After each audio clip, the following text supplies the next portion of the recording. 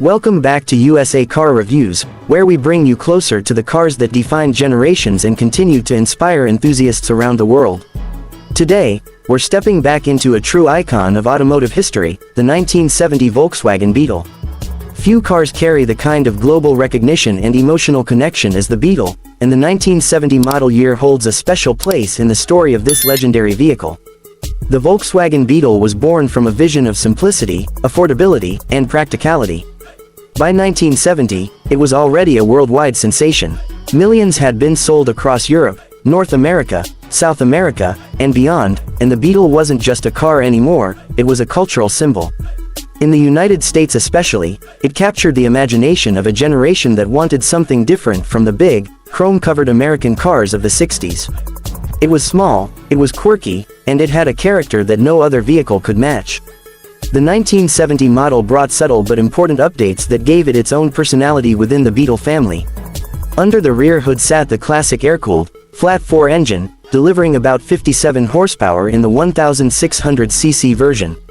Now, by today's standards, that might sound tiny, but back then, it was all about efficiency, reliability, and simplicity. This engine was practically bulletproof, designed to keep running with basic maintenance. Drivers loved how easy it was to work on. You didn't need a degree in engineering to keep a Beetle on the road. Parts were cheap, fuel economy was excellent for its time, and the rear-mounted engine gave the car a distinctive driving feel. One of the biggest changes for the 1970 Volkswagen Beetle was the introduction of the 1600cc single-port engine in the US market, which added more power compared to earlier models. Along with this, VW improved safety with features like a collapsible steering column and larger taillights, making the Beetle more modern while still keeping its charm. The suspension was refined too, which improved handling and gave the car a slightly smoother ride. But let's be honest, most people didn't fall in love with the Beetle because of horsepower or handling. They loved it because it had personality. That rounded, bug-like shape, the friendly face, the unmistakable sound of the air-cooled motor, it gave the car a soul. The 1970 Beetle was still instantly recognizable, with its curvy fenders, round headlights, and compact proportions that made it so easy to park and maneuver through crowded city streets. Inside, the Beetle's cabin was simple, almost minimalist. By 1970, Volkswagen had added a bit more refinement, like a padded dashboard for safety and slightly more comfortable seating.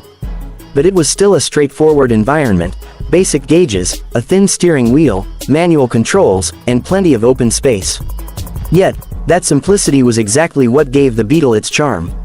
It wasn't trying to be luxurious or high-tech.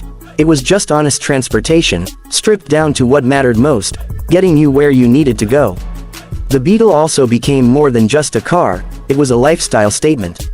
In the late 1960s and early 70s, it was embraced by young people, by the counterculture movement, and by anyone who wanted to stand apart from the mainstream. Owning a Beetle wasn't just about driving, it was about expressing individuality. You could find them painted in wild colors, decorated with flowers and stickers, or converted into dune buggies and campers. It was the kind of car that encouraged creativity and personal expression. Driving a 1970 Beetle today feels like stepping back into a different era. The steering is light, the gearbox has that classic mechanical feel, and the sound of the engine buzzing behind you is unlike anything else. It's not fast, but it's fun. Every drive feels like an adventure, reminding you of a time when driving was more about the experience than the speed or technology. Another reason the 1970 Volkswagen Beetle holds such a strong place in automotive history is its durability. Many of these cars are still on the road today, lovingly restored by enthusiasts or preserved as daily drivers. It's common to see a Beetle that has been passed down through generations, each owner adding their own touch while preserving the essence of the car. That kind of legacy is rare, and it speaks volumes about how well Volkswagen executed the Beetle's design.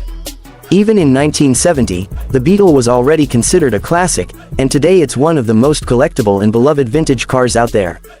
Its affordability, endless parts availability, and massive community of enthusiasts make it a perfect entry point into the world of classic cars.